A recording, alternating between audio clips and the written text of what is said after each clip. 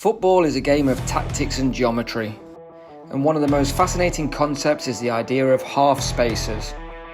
But what are they, and why are they so important?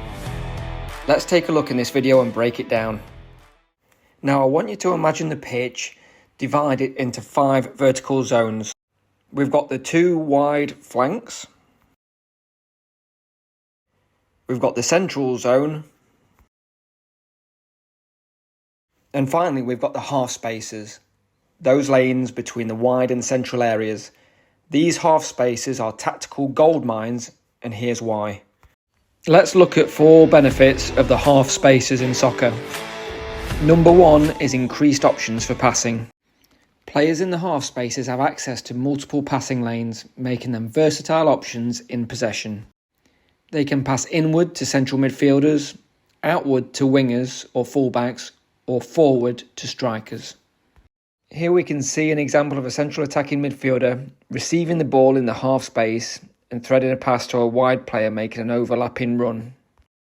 At number 2, it's enabling positional overloads. Overloading specific zones increases a team's numerical advantage in key areas. Half-space players can link with teammates in central and wide positions, creating overloads to bypass defenders.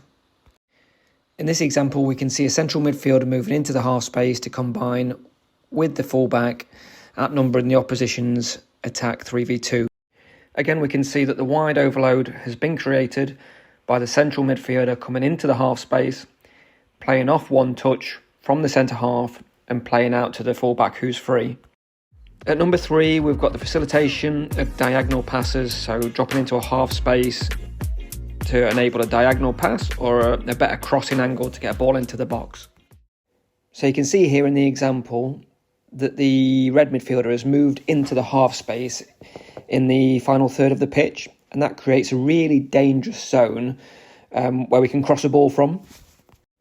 And why that's important is because diagonal passes are harder to intercept than straight passes and can switch the angle of attack. So if we were to do this from a deeper position, then it might open up a switch of play to the opposite side of the pitch. But we can see in this example that the midfielder in the half space, Kevin De Bruyne, gets into this position really well, and they can execute a cross or a diagonal pass that stretches the defence. At number 4, we've got creating space in wide areas. So what we mean by this is moving into the half space from a wide area, i.e. a winger coming in, and that creates space in the wide area for, say, a fullback to get around.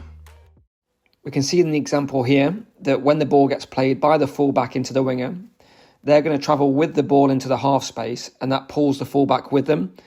That allows the space for the fullback to then expose the opposition's defence in the wide areas and be able to get a cross in.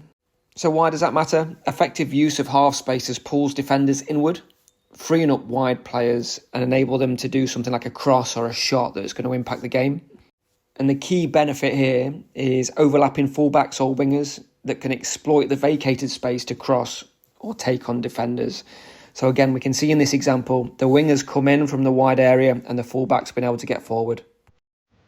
Half spaces offer the perfect balance.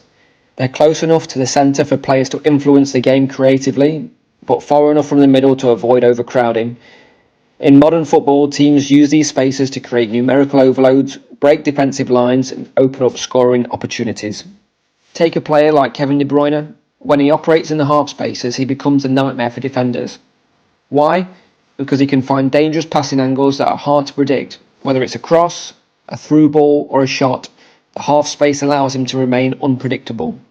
But it's not just about midfielders. Modern fullbacks often overlap in wide areas, leaving a half space for attacking midfielders or even strikers dropping deep.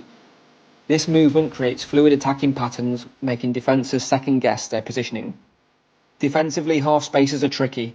Teams must decide whether to let central defenders cover them or push centre-backs wider, risking gaps in the back line. This dilemma is why exploiting the half spaces has become a cornerstone of attacking strategies. So the next time you watch a game, keep an eye on the half spaces. They're not just empty lanes on the pitch, they're the key battlegrounds where modern football tactics come to life.